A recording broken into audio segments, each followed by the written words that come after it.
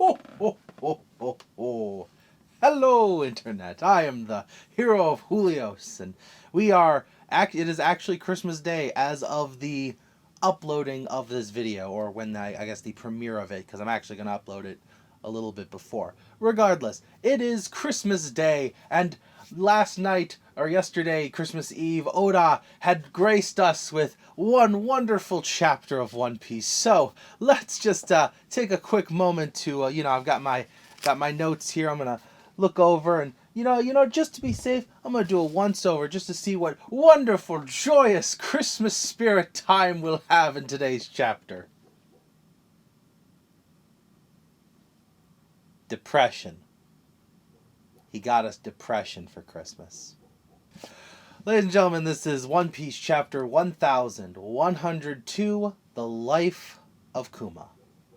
And the chapter starts off continuing on in the flashback. We've kind of sort of baton passed from Kuma to Bonnie and back again during this chapter, but we're starting off with Bonnie setting off to sea as a pirate. She's got her crew with her. Oh, I should mention Bonnie was in the art this week as well.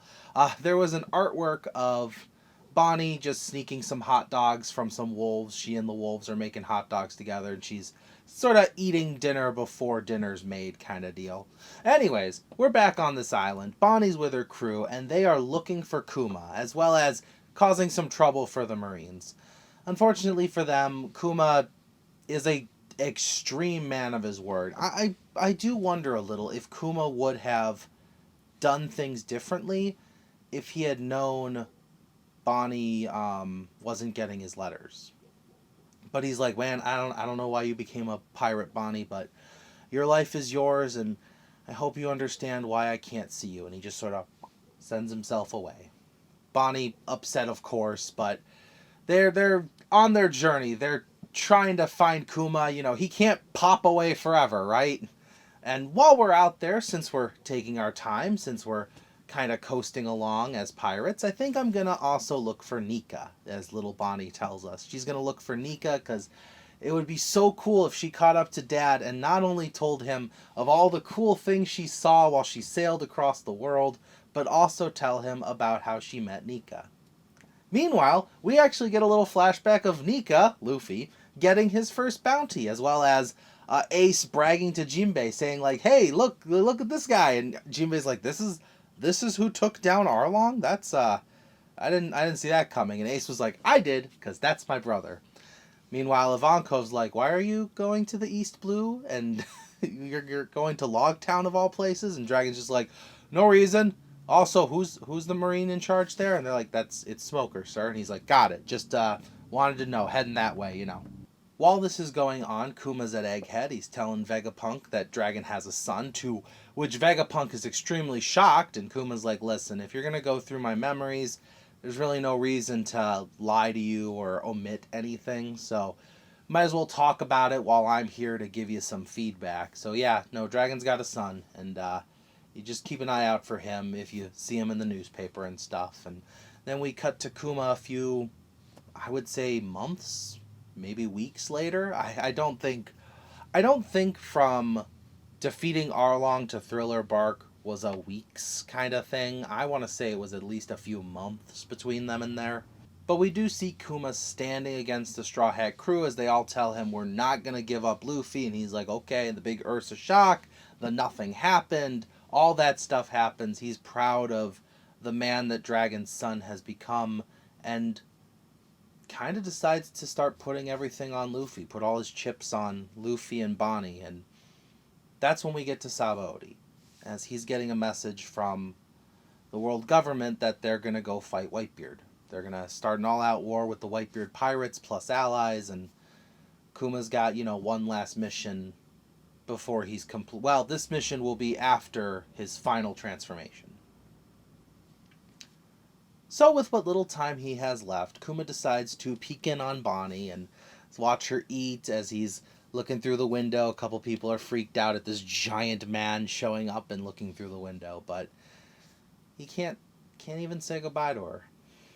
It's sad, and that's when he hears the commotion at the human auction house, and he pokes his head in there and sees, of all people, Luffy defending a fishman and punching the crap out of a celestial dragon. And that's when Kuma tells himself, Dragon Ivankov, I'm sorry I never got to tell you guys why I did this. Bonnie, I'm sorry I never got to properly talk to you after all this happened. And I know you're a pirate now, and I trust your decisions, and this Luffy boy's a pirate, and I gotta do something to save him. So we cut to one of the most famous scenes in One Piece, where Kuma just, the whole Straw Hat crew, one after another, and it cuts to Luffy on the ground screaming about how he can't save a single member of his crew, and Kuma's like, no, you got it all wrong. Well, this is all in Kuma's head, of course. You've got this all wrong, Luffy. I'm not defeating you. I'm saving you. You're not ready for the new world. You need to go somewhere else and get better. So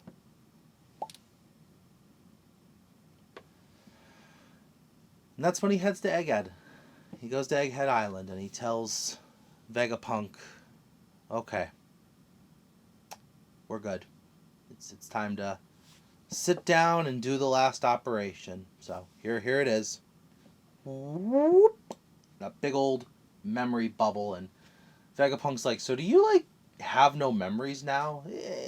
Kuma responds, it's more of making a copy of it. And Vegapunk goes, okay, well, is there anything I should know about that? And Kuma says, yeah, if you touch it, the memories go away. Which means Bonnie touching it, there's no way anyone else can see the life of Kuma. Bonnie is the last person to watch it. Although Vegapunk does tell him, I've got some tech that'll allow me to look at it without touching it. So Vegapunk and Bonnie know all of Kuma's life now. And as Kuma's laying there, he's like, man, I wonder how many people were troubled or upset by the things I've done. You know, the kingdoms I've helped topple, the pirating that I've done. I wonder how much trouble I caused throughout my life. And Vegapunk, tears in his eyes, you see the doctors and the scientists and Sentomaru all with their heads down and solemn weeping, saying, there's no way your life caused any trouble, Kuma. If anything, you're one of the greatest souls to have ever lived. A soul that personally, I don't think is gone. You see, a little bit before this final transformation, Saturn, Saint Garcia Saturn, decided he wanted a little extra protocol added. He wanted Vegapunk to add a self-destruct feature. Just in case this bioweapon of death got into the enemy hands. I want a way to press a button and explode Kuma. Vegapunk absolutely refuses, and he's like, listen, you don't have a choice here. You're a paid scientist. He goes, fine. I'll add a bomb if you let me play with a new experiment. I want to create a switch that basically flips someone between two personalities. Sort of a split personality, if you will. And Garcia Saturn, he's just like, no, I'm a man of science too. I know exactly what you're thinking. You cannot trick me on this one. Just put in the bomb. Don't ask questions. I don't think Vegapunk listened to that. Vegapunk has been super obedient. Let me tell you, especially you've heard me if you've watched my videos. You know how I feel about the Seraphim protocols and all that. Huge design flaw in this thing right here. But Vegapunk followed it to a T. I think that switch is in there. I think Vegapunk has some way to turn Kuma back on. But I also think that bomb is in there too. So I think Kuma's going to show up, hug Saturn, and say goodbye to his daughter. But that's neither here nor there. Let's cut back to Kuma as he is saying goodbye to Vegapunk. Vegapunk is on his knees crying as he is about to throw the switch that will erase Kuma's humanity. And Kuma asks him two things. First, I want you to program into my soulless robot body that after the War of the Best, I go back to the Thousand Sunny and I defend it until one Straw Hat crew member shows up. That's step one. The second one, and this is important too, just equally important, I want you to tell Bonnie, happy 10th birthday.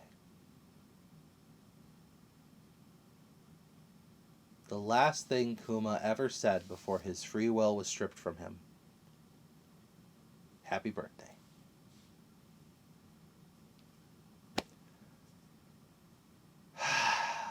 Depression. Oda gave us depression for Christmas. But I'm sticking by what I think. Kuma's got to be in there somewhere. Either his soul's going to be put in the Seraphim, or this Vegapunk personality switch that he suggested right at the end of this chapter. I can't believe that after all the things that Kuma's gone through, somebody somewhere is not going to get a happy ending here. Like, at least Bonnie should get some closure, even if Kuma kabooms. Whatever the reason, though, this is quite the heartfelt way to end the year, and I don't think we get a chapter next week for New Year's Day, but with that, though, I think Bartholomew Kuma's flashback is officially over, and with it, in 2024, we will return to Egghead Island to see the exciting conclusion of Nika versus Giant Demon Water Noose thing, and I hope you'll be there for it too, because I know I am. So, thank you for watching as always. I will see you in the next video. Merry Christmas from the Hero of Julios, Xing out.